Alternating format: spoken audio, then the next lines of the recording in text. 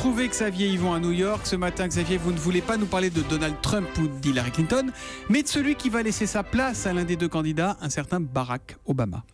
Oui, le premier président noir des États-Unis a commencé ce qu'on pourrait appeler une tournée d'adieu. Il donne des longues interviews dans des magazines sur son bilan ou sa vision de l'avenir. Et puis, visiblement, il a commencé à chercher un nouveau job puisqu'il a reçu un entraînement pour passer des entretiens d'embauche.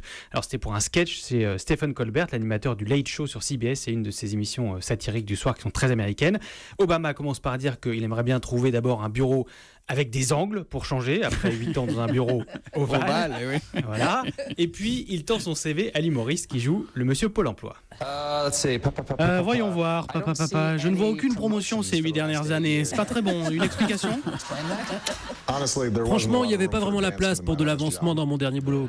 La seule personne qui avait plus de pouvoir que moi, c'était ma femme.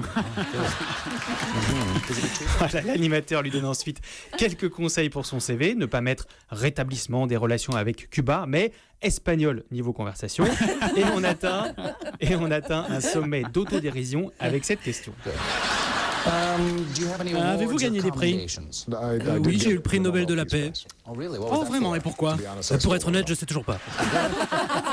Non plus, hein ? C'est très fort, oui, voilà. Parce Il ne veut que pas se tout le monde présenter en demande France, encore. Barack Obama. oui, Oui, on imagine mal François Hollande faire la même chose. Barack Obama en profite quand même pour demander aux jeunes d'aller voter. Il y a un petit message politique pour cette élection, je cite, la plus importante de leur vie, rien que ça. Mais comme c'est son héritage qui est en jeu, il est prêt à tout, même à faire ce petit numéro à la télé.